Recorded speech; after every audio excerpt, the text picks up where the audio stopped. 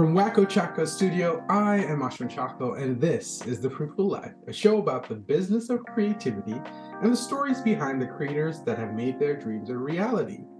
Hey folks, welcome to The Fruitful Life. Kieron Lewis. Hey Kieron. Hello, welcome. How are you? Good. Thanks so much for joining me. It's my pleasure. Thank you for having me as well on a bank holiday. So yeah, well over here anyway, bank holiday in London. But it's good to be here, man.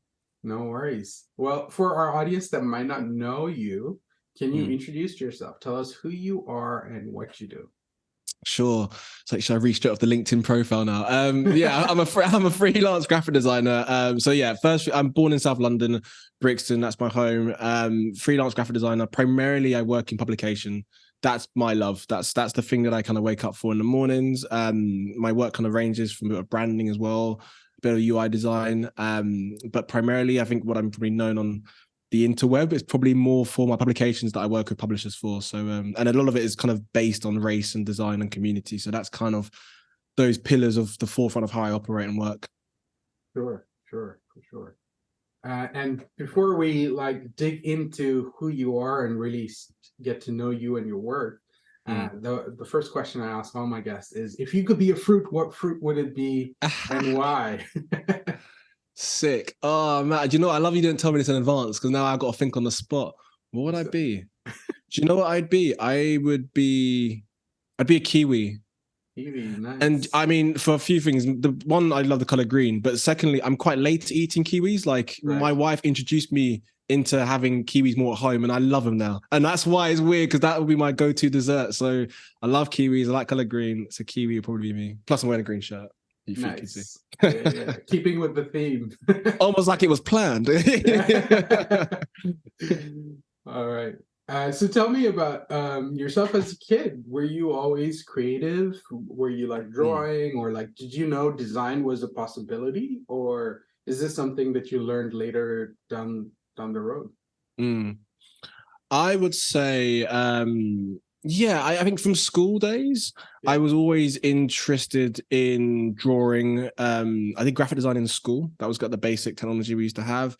And I loved art, I loved design, but I also loved English. Those are like my go-to subjects, English and art, and a bit of graphic design I loved it. And weirdly enough, not necessarily reading, but making stories. Like I would make comic books in school. Like that would be my kind of thing, but almost adventures of characters. And I'm obsessed with like superheroes as well. That's kind of the thing. So I don't know if you remember back in the day, you get those little comic books, like Simpson comic books. I used to cut them out and kind of create my own comic strip based on that. And we're talking probably the age of, I don't know, like maybe 11 or 12. So in terms of design, I guess at the time you don't really know that would be the career you go down. But I had a feeling it'd be something creative of some sort, because I find it fun. And then I kind of thought, well, actually, if we can make a career out of it and help pay the bills, then that's a double whammy. So so to answer your question, from young, I kind of think the creative spark was there. And what did your path look like from there?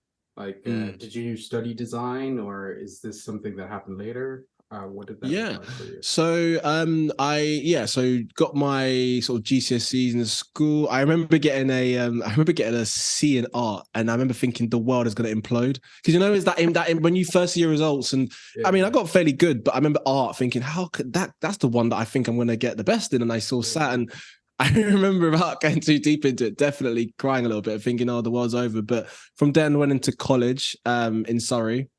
Very different to Brixton upbringing, because we moved when I was 16. And I ended up doing contextual studies, graphic design, and also life drawing. So did college, but then going into the uni world, I ended up changing courses after the first year. So originally I was actually studying video game design. I was doing that at Southampton Uni.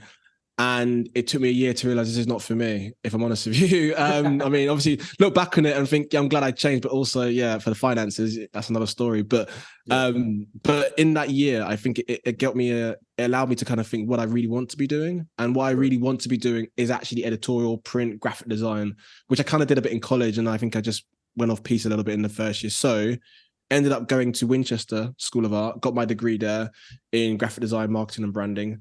And then from there onwards, I was quite fortunate because whilst at uni, every summer I was going back to work at Barbican. There's an agency called Love Europe, which is still there now. And they're an advertising agency around Barbican kind of way. And I was doing a summer placement there every Sure. time. And I'd like to say they scouted me because I was awesome, but actually it was my ex-partner at the time. Her dad owned a company, and that kind of helps because people, it does help. So I utilized that as much as I could. And then when I graduated, I got offered a job there. So that was kind of my first space or an opportunity to working as a junior designer. And then, I mean, we're going back, 11 years now. So yeah, the rest is kind of history. So I want to talk about you jumping into freelance, but before I do, I'm curious because you have immigrant parents, right? Even though you're born and bred in London, I'm wondering, was there any apprehension or pushback going into the arts? You know, because that's something a lot of Asian, African parents really. There's a lot of tension around this. There's only three things you can be: a doctor, a lawyer, an So engineer. true. So true. Do you know what? It's nuts. It's actually, I'd like to feel that shifting. I mean, so to answer your question, Yeah. I mean, my family were fairly, no, they were very supportive actually, especially my mum, to be fair, because I remember when we did work experience in, what year was it? We did work experience in secondary school. I think it was second, yeah, it was. And I ended up, believe it or not, I ended up doing an internship. It was only for a week at an agency, not the same one I got the job in. I remember my mum kind of really not forcing me, but really re-enhancing, that's a nice word, re-enhancing the idea that I could, maybe make it into that space. So emailing and sending letters to loads and loads of places. So my mum was very, very supportive. But to answer, I mean, when you mentioned about culturally how families can be, it is definitely a thing. And I think, I mean, I'm a dad now in like the last 6 weeks, like yourself. And I feel like the lessons you learn growing up as a kid, you kind of utilize them and you kind of work with that, and you kind of think, well, actually, what would I do when that situation comes with my daughter in this case? So yeah, my family are very supportive. But yeah, it's funny because they're predominantly, my family is all very law. My mum and dad are both, one's solicitor, one's probation worker. My sister's studying law at uni. So everyone's kind of law. And I thought, well, I'll go off piece and be a graphic designer. But yeah, I love what I do. So I'm not going to complain. Yeah, for sure. No, that's always good to hear when parents are supportive because not everybody gets that start. And I was fortunate as well because my parents were super supportive from the start. Nice. It's sort of, but not everyone is though, right? That's the thing. You kind of take it for granted when you get that. Yeah. For sure.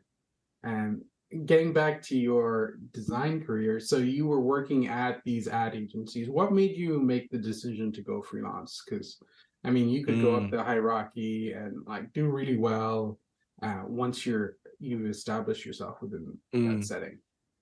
Do you know what and this is just my own personal experience, and I will definitely not say names, of course, of agencies, it will be professional, but I found it a little bit toxic, a little bit. I mean, I was junior level, and it didn't help that I watched Mad Men, that's for sure. And thinking like, yeah, everyone's like drinking whiskey at 2 in the afternoon. Yeah, I'm done raping. But in all seriousness, no, I think I saw it firsthand in terms of a little bit of the dog eat dog a little bit, and it felt like everyone's kind of out for themselves. And that's maybe my own personal experience. And maybe because I was kind of starting out, I was a bit unsure, kind of wanted to keep up. And I kind of felt like I was just going against the current, really. So I was trying to keep up continuously and almost be something I wasn't. And in the back of my mind, I kind of knew I wanted to do freelance. I actually, funny enough, I did a lot of the work that I've done over the years, and through you'll see on website, I've done a lot of side projects. And that kind of kept me afloat because I felt like in the full-time places where I was at, where predominantly advertising, I was also doing self-directed projects, side projects, not necessarily for money, but just more for fun. We did it for fun. I used to collaborate with friends.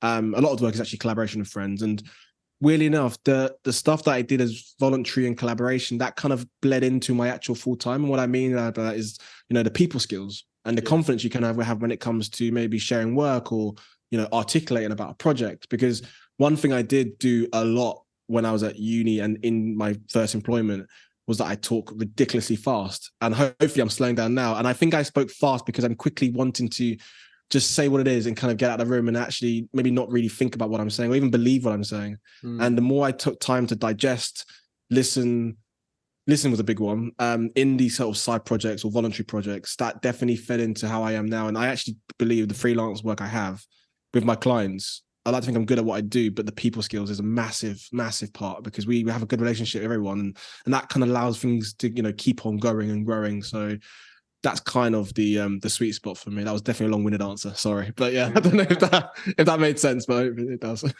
Yeah, I mean, like, sure, there was that sense of learning from working on those side projects. I'm curious, were there Mm. any opportunities that then presented themselves through those side projects? And is there one instance you can talk about? The perhaps the best one, yeah. I mean, the project that I'm the most proud of, and what I guess I'm the most probably known online for, is the Still Breathing publication. It's 100 Black Voices on Racism, and that project. Let's go all the way back now. So when I was in my full time doing voluntary work, I used to volunteer for a platform called TEDx Houston.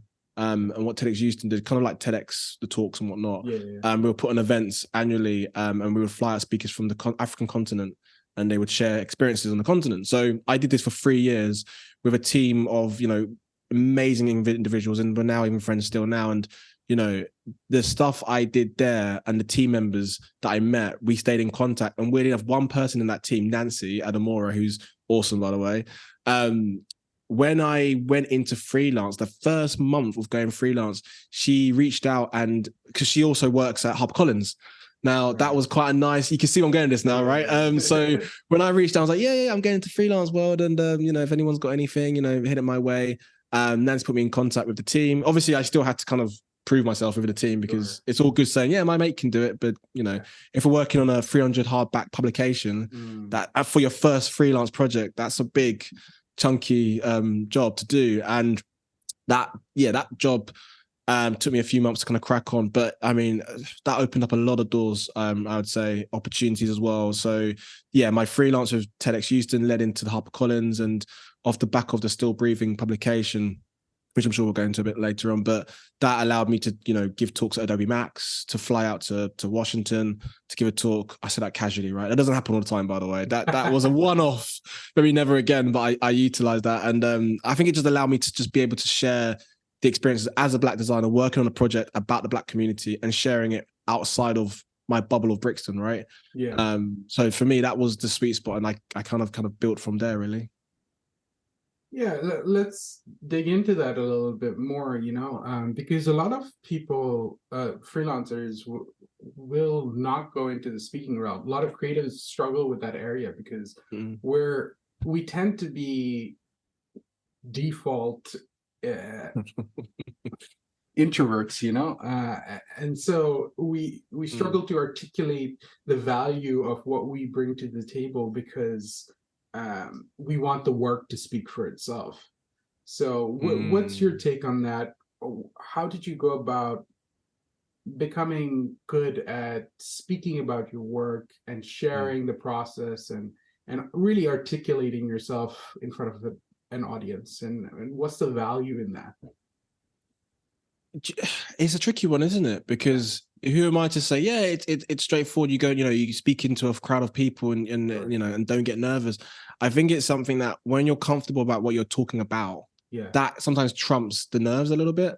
yeah, You know, I like to think I'm a pretty you know, savvy individual when it comes to speaking with people, but I think it was more understanding it's okay just to be quiet and just to listen more. So for mm, example, if we're in, you know, I've done a few panel talks, for example, that's just an example where, you know, there's a big crowd, and if someone asks in the audience a question, rather than going to default setting and answer super quickly, I might take a minute to answer, which could be a bit awkward because there's a minute's silence and I'm just sat there. But I think it's giving my brain the time it needs to digest and to actually really think about what it is I want to say back.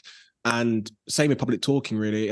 I'd rather have a solid 5 minutes of saying something impactful than 10 minutes of waffle, because I just feel yeah, like I need to kind of fill the air up. And that took time, if I'm really honest with you. That took, even speaking now, that took a lot of time, because the more things you do, the more you know what you need to work on, and over time, you can kind of, you know, really hone in it, fix on it as well, and sharpen up. And the benefits of it, I think, as well, is when you're able to kind of share experiences, share projects as well. You know, you'd be surprised how the community is quite open to want to share back. Yeah. You know, it can be a little bit like you said, introverted. Everyone kind of wants to keep themselves in their hubs. And you know, I do some stuff for Adobe Live, and that's kind of hosting and speaking to people. And the more I do that, the more I'm getting educated in terms of how other folks work and how their design methodologies are. And I think that helps me when it comes to my own craft. So you can only kind of sharpen your own skills when you know what others are doing as well, in opposed to everyone's in their own booth working, which kind of goes back to working in the full-time advertising world where everyone's kind of in their own lane. And it's a little bit, especially when you're junior, because you're kind of trying to catch up, right? And you're in a small cog, big machine. So yeah, to kind of go back to your answer, that's kind of, I think, when it comes to public speaking now, where I'm at now, where I still get nervous every time, sweaty palms, and I need a glass of water. And what people don't see when I do Adobe Live is that I've got an array of drinks under my desk of like mint tea, water, grapes, just things that kind of keep me going. But yeah, if you're not nervous, you're not human, right? And it's, you got to enjoy it as well. If you don't enjoy public speaking, then maybe it's just not for you, and that's okay. But yeah, after a while, there's a bit of an adrenaline, right? When you've done it, and it's like, oh man, that was cool. Like, yeah, you see how folks react to it, and yeah, that's kind of where I've been now, and how I'm kind of going, I think, forward. But how much has that impacted your work and your visibility from like a freelance standpoint? Has that generated more work, etc.? Definitely. I say with I mean, a very good example with the Still Breathing publication, and you know, the flying out to Washington Creative Pro Week, I should say, the event that was there, that definitely opened up a few doors in terms of working with clients, even in the US, actually, because before the Still Breathing, obviously I'm UK based, you know, I've got family in the US, but I've only been out once or twice. And weirdly enough, kind of fast forward, 3 years on now into freelance, most of my clients are actually US based, which is funny. So, you know, that works out for me because time difference as well. So that kind of works out in its own thing. But yeah, and I think that comes down from the hosting, the Adobe, the speaking events, because, and this is my opinion, I think when you got clients who actively go on LinkedIn, Instagram, and they see our community doing things, it's one thing to see them just producing cool work, the people out there. But when they see people producing work and then speaking passionately about it, and actually, you know, having those people skills when they're in the community and doing things, I think it adds a bit of another dynamic to why they might want to work with you. And that's kind of my things. Like I said, when I speak to a new client, if it's from the US, you know, I kind of find out, you know, how do they first find me online, or did they approach me?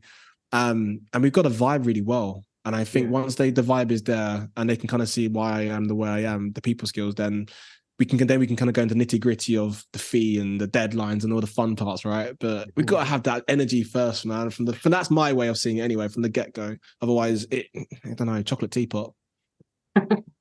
Honestly, that's my way on it. What would be your top tips on people skills? What if you were meeting a young designer and this is some area that they struggle in? What advice would you give? It's okay just to listen. I know it sounds like a really obvious thing, and I think that you kind of want to not sound silly and you want to say the most articulated thing in the room. But sometimes if you need some time to digest what is being said to you, that's okay. Like it's not weird. Well, I don't find it weird, and I think that helped, because then now you become a bit quicker in your responses, because now you can go through your kind of mind palace of knowing what you want to really say.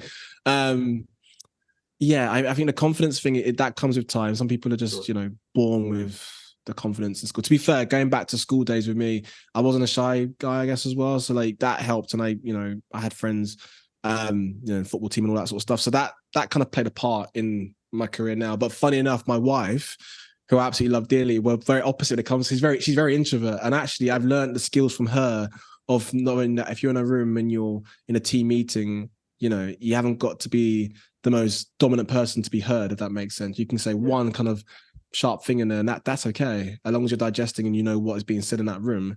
That's all that matters. So that's kind of my advice to graduates, especially when they go into that realm of the full-time employment of thinking, right, and now I need to make myself this big creative director. Like it's not about that. Like, know yourself, be comfortable in yourself, and in your skin as well. Especially if you're from not a very privileged background. If you're, you know, you look like us and you're a black designer, there is those elements of a bit of a struggle as well, right? Because I've been in definitely rooms where I've been the only black guy there, and it's, you know, it's a different kind of way of operating, right? Sometimes I think, without getting too off piece, and once you're comfortable in your skin, it's actually people around you who are more uncomfortable, if that makes sense. I find anyway. It's just funny, honestly. You laugh, but I think it's true sometimes. Like, Yeah, it's funny. Maybe the more people you meet, the more you realize that. yeah, yeah.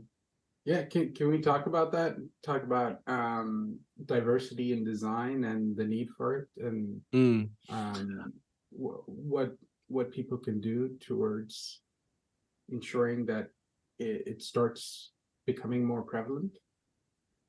Yeah, do you know what I think? I think because this question I get asked a lot, and because I think most of my work is predominantly about race and design, it kind of, there's questions pop up a lot. The thing I think has been so awesome, maybe since post COVID, is that a lot of folks are doing their own thing. They're setting up. I'm in a few WhatsApp groups and Google groups with Black designers, different designers from all different communities and cultures. And when I see folks not wanting to necessarily go down the traditional route of through the agency world and then make themselves big in an agency where they don't feel comfortable, they're setting up their own agencies. Do you know what I mean? They're doing their own collabs and they're finding their own funding. And I think slowly you're starting to see that shift as well in terms of, I don't even shift's the right word, but I think just the idea of being more integrated, perhaps that's the right word, of seeing how, diversity in design is really more prevalent now. And I guess the key I always say, and I'm even more conscious always when, and I hope I'm not laying too much on the line there by saying this, but I'm always conscious when a client does reach out and they say, "Oh, I saw your work about the Black community. We want to work with you." And if it's primarily an agency that's, say, quite white dominated, that's okay. But I'm always conscious about maybe why we're working this project or why am I working this book. Because of that, it's that almost tokenism as well, which I think sometimes you have to dig into the brains of the individual that you speak to. And I've had projects before, hand on heart, where it just didn't sit right with me in terms of why they've approached me. And I mean, maybe I can do it now because in a position where I'm at with other clients and you can have a few to kind of say that. And maybe when you're starting out, you just have to say yes to pay the bills. But I think over time, you know your worth and you kind of know, do you want to be doing this because does it feel ethically correct? Yeah, that was a very long-winded answer, but I think there's a lot to unpack there. I don't know if that ever made sense.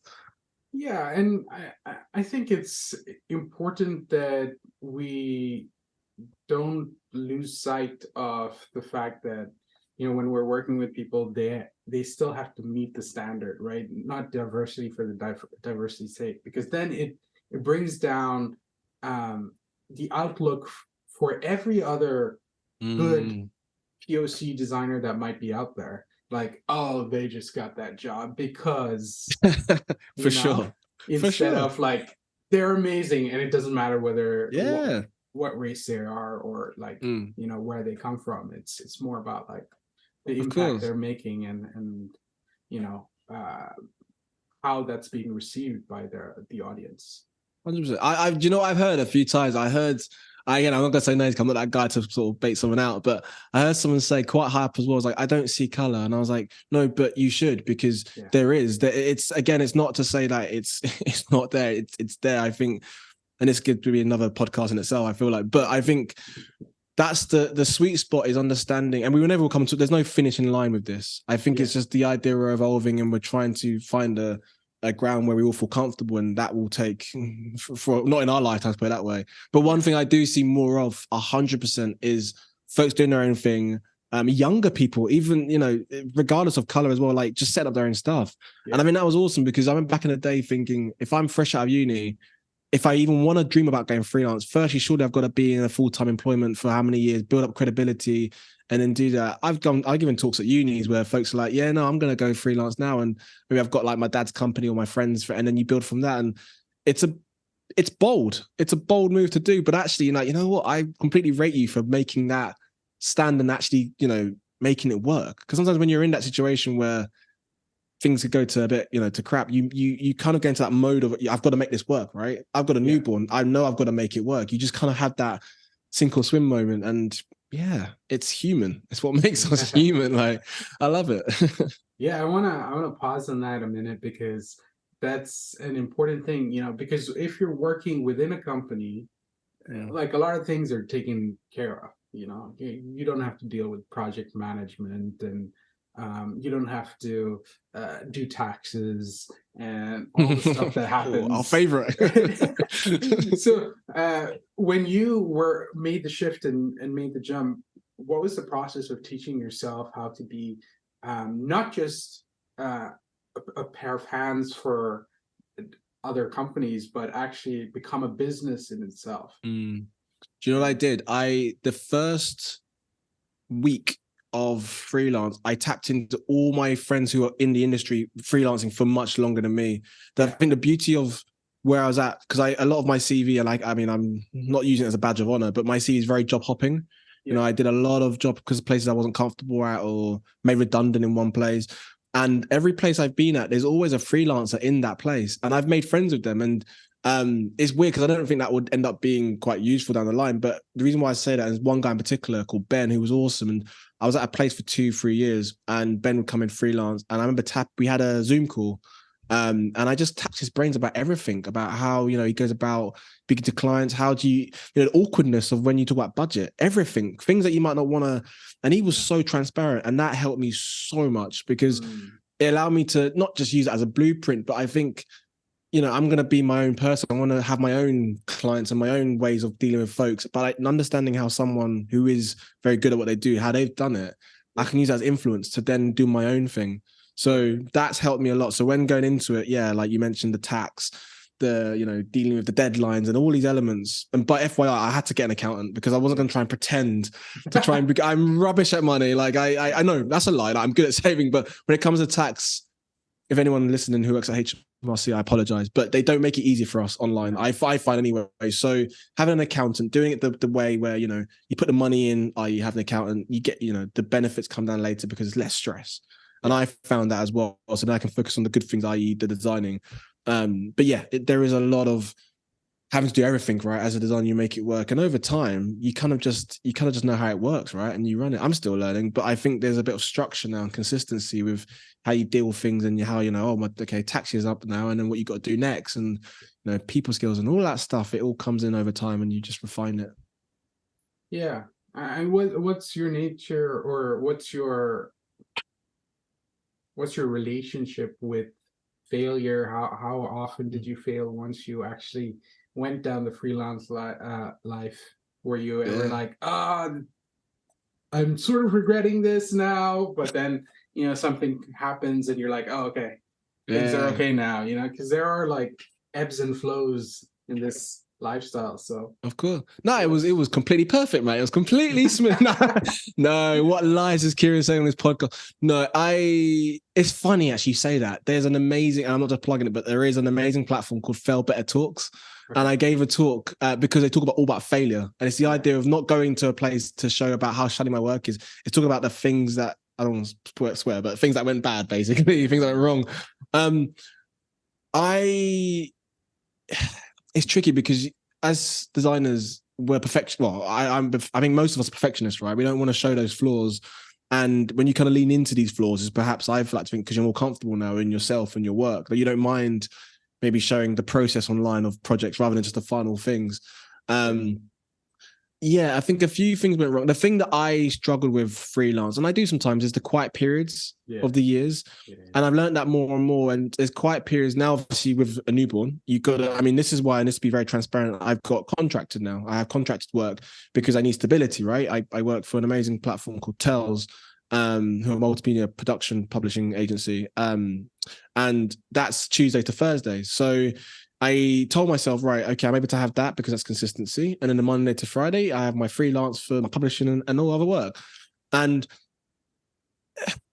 I don't know, it's tricky because my wife and I, we kind of sit back and we kind of went through, my year of how much I made and whatever. And then you kind of join the dots of actually, that's quite a quiet period, but it's not rocket science because people are on holidays and people, Christmas and whatever. So it does get a bit quieter in that period. So it's kind of knowing, what do I do in that period? Do I freak out? Do I sign up to an agency to try and get me work? And I went through all those kind of channels. And for me, going down contracted was stability because, like I said, I got a newborn. So I kind of wanted to do that, but also not lose what I love to do, which is the publishing and the freelance as well. So it's a nice balance now. But yeah, that was a kind of tricky period, especially the first year, because first year was okay, things were going well, and then all of a sudden it's like, oh, hang on, it's quite dead now, quiet. But then in that period, that's where you maybe do a bit of self-branding, right? You might go on to blogs and I'm quite active when it comes to, and I apologize for anyone listening because I'm probably on a lot of blogs just by projectile stuff, but that's been cool because I told myself, well, if I'm going to be active, regularly. If I'm quiet in those periods, I've got to still do something that keeps me afloat creatively. So maybe it's, try and tap into blogs and come on podcasts like this one. So yeah, that's kind of those moments of, I won't even say failure, just moments that have like, crap, okay, what do I do next kind of thing. Maybe that is a failure, but yeah, you know what I mean?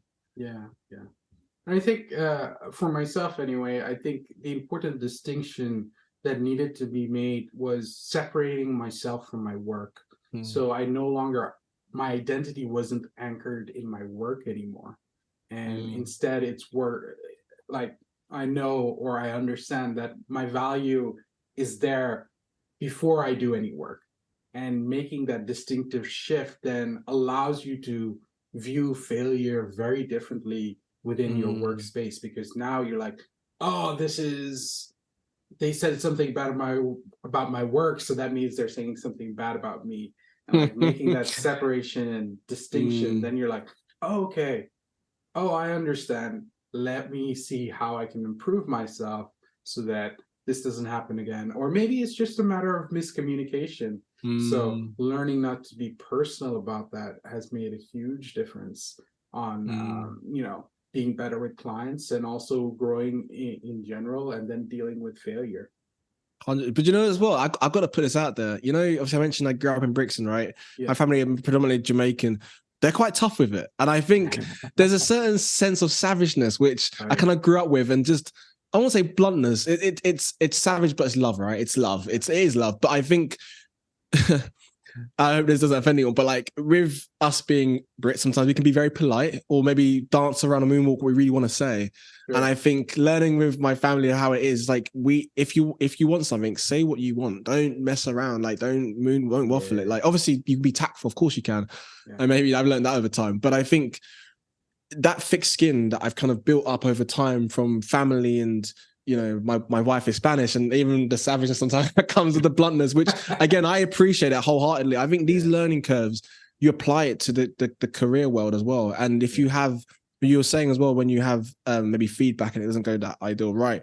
One thing I've noticed as well is culturally, people, depending on the backgrounds or whatever, sometimes how they say things isn't coming from a sense of meanness or anything. It's just how they approach, how they are as a human being. Yeah. And I think when you digest it as actually, it's not an attack on me, it's more about us both wanting to get the best deliverable possible. Sure. You separate it, and that's healthy. And but that takes time, because maybe as a junior, you don't really see it as, I never saw it as clear. Yeah. I just thought, crap, I'm not good at what I do now. But what do I do now? Do I do Don Rape and just drink some whiskey at 2.5? Yeah. That's true. Yeah. That's true. And like being a dad, how has that shifted your perspective in general? Because I think that's something that not enough people talk about, because fatherhood changes everything. Everything, man. I mean, before we came on this call, I loved it because you were like, I was telling you, I had a 4 a.m. start, and it's Chucky. He's like, I've got 3 kids. I was like, well, who am I to say in the newborn? Do you know what I was thinking about this even before coming today on this podcast? I thought to myself, I'm a bit of a control freak, right? I'm not afraid to say it. Like, I know I'm a bit of a control when it comes to work, especially. This is the one thing you can't be a control freak with, because it's every day's a new day. It's completely out of your head. This is the most humbling life experiences of having a child, a baby, I'd love a life to look after, where every day's a new day and you have to just roll with it.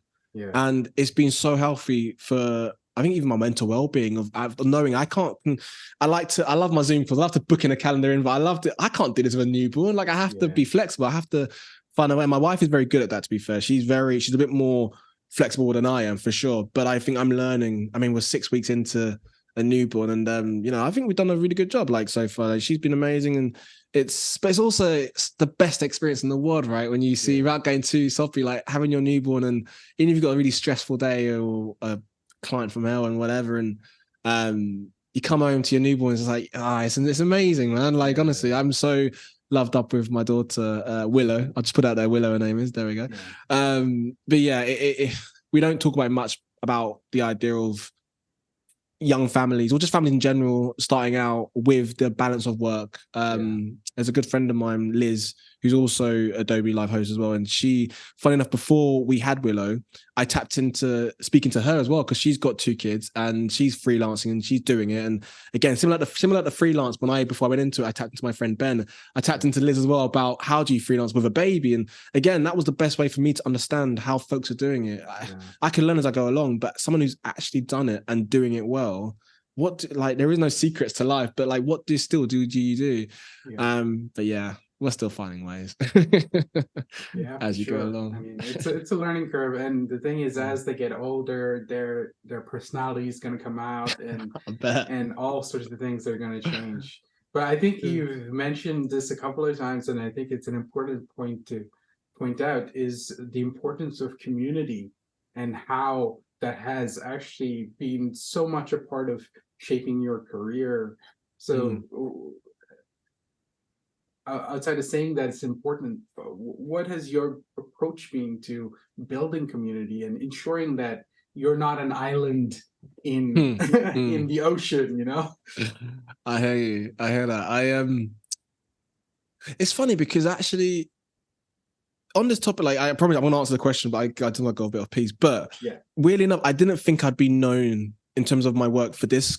I never thought community and culture would be the kind of pillars of my work. I never really, if that makes sense. I think, like I said, clients approach me now because of they've seen the Still Breathing or other publications that focus on the Black community. I didn't think that would be the realm I would go into. So, for example, I just finished doing a collaboration with South London Gallery, Lagos Peckham Repeat, and that's all about the Peckham community meeting Lagos and that that kind of community over the pond and that sea. And obviously, I grew up in Brixton. Peckham is there culturally is a lot of similarities, and I think when I'm able to tap into a project like that, I don't know, you kind of just take off the. How can I say it I'll just say it as a blunt way. You kind of take out the pretentiousness at the door and you come in your true form and you you embrace a project like this because it's about your community, right? Sure. Like I said, I'm part Nigerian. There's that Lagos and Peckham is heavily in that community. And I think you're in a space where you're just so humble to be in a space like that with other folks doing amazing things in that space. And I think that's primarily a lot of the work I love to do, community-based. And but also it's changing so much. It's shifting. Like Brixton, I mean, I'm 31 now. Hang on, I'm 32. I think about that. I'm 32 now. I'm aging myself. I'm 32 now. Going back to Brixton, when I was 14 in Brixton, I'll tell you now, it wasn't the way it is now. And that's a good and bad thing. And I mean, this podcast, listen to that, could be a whole different debate in itself. But I think the thing I've always said is respect is super important, regardless of the different communities and cultures that are in one space. Respect for everyone, regardless of age and sex, is so important. And I think that's bestowed on me from my parents actually growing up. Respect in our household was super important. So if I feel that when I'm working with a client or I'm working on a project that's about community, if respect isn't there, I'm out the door kind of thing, because that's already a red flag for me. But yeah, the projects I've worked in the South London Gallery, and another publication actually I'm working on with Lawrence King Publishers, which is based on race, which I can't say too much, NDA and all that jazz. But again, it's touching on community and race and design. And again, it ticks the right box, not the right way to say it, but it resonates with me well. It resonates with my soul, a project like that. That's why I want to do it. Do you know what I mean? And it's touching the community and it's putting us in a good space, man. It's putting us, do you know what I mean? Like a Black designer from London, there's loads of us. It's not the card, but I think it's more, we don't have to, it's not rocket science to look into the papers and the news of what things are like, right? So I think it puts a positive spin on how we are as a community and how we're making amazing strides into doing what we want to be doing across, not even just London, across the globe.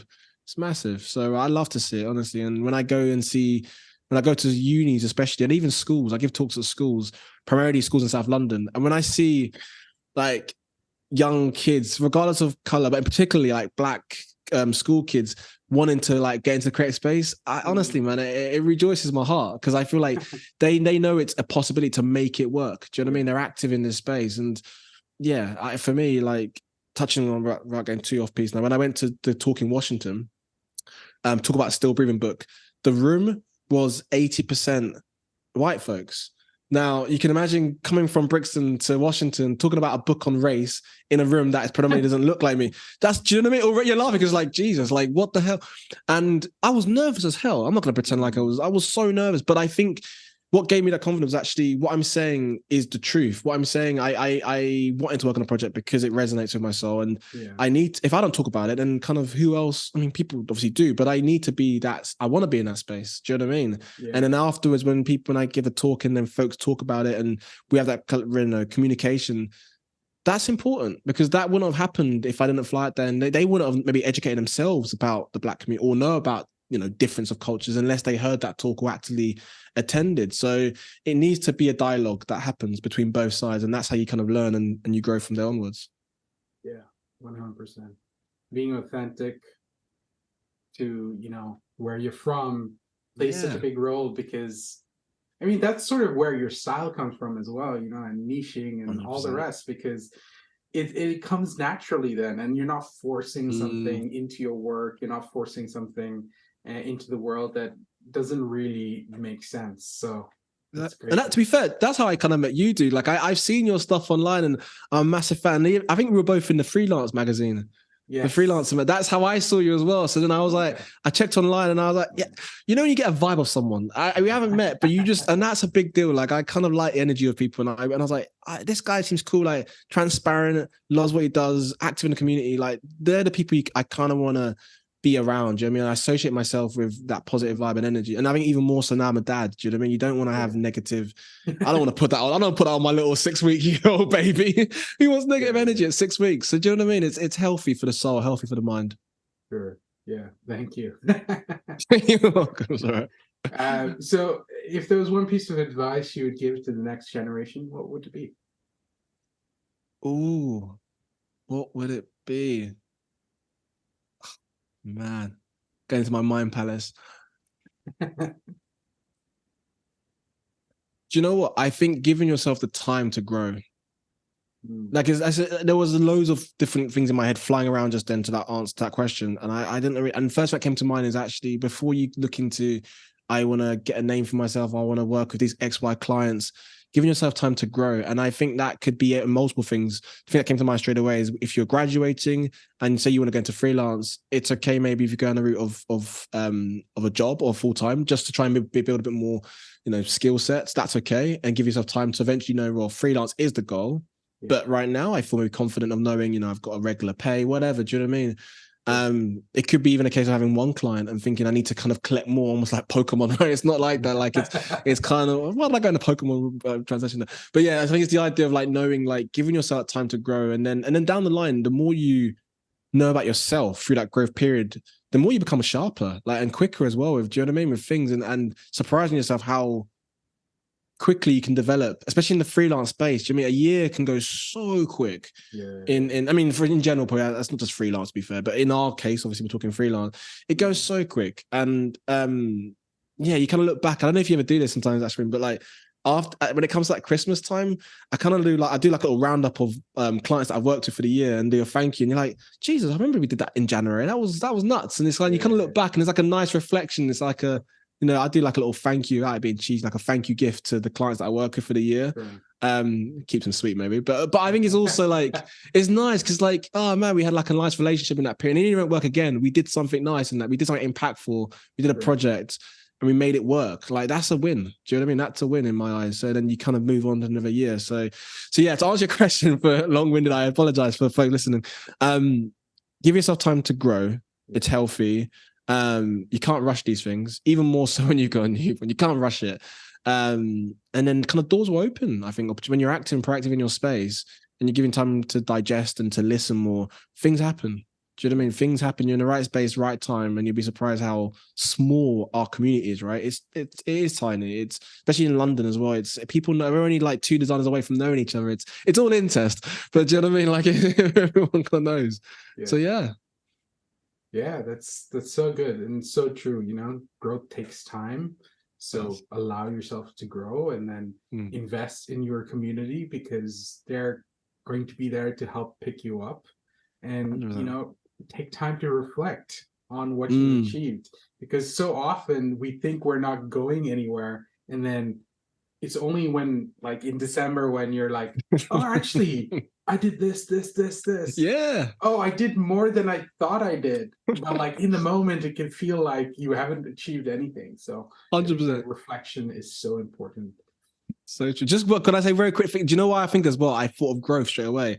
It's Yeah. because I never ever grew a plant, right? And it's gonna sound off, but I'm saying this is random. And my wife got me some plants recently, and I'm seeing them grow, and it's the Yeah. best thing ever. Like maybe because I'm in that, and I think it's just seeing growth, like taking time and doing it and nurturing it. Like you can't rush it, and when you see it, it's. I know that's gonna sound me talking about flowers and growth on like what is this going on about? But I think those kind of moments, like little moments, you're like, you can clearly see it. Do you know what I mean? And the same with our career path. Maybe LinkedIn's good for it because you see your career when you scroll down. But when you see it, you got to take time to acknowledge that you did good. You did all right. Like you were able to kind of see it through, and that's you got to embrace and congratulate yourself in those periods as well. Do you know what I mean? It's healthy. Yeah, 100%. And the question I like to always end on is, what does the word fruitful mean to you? Oh, makes me hungry now.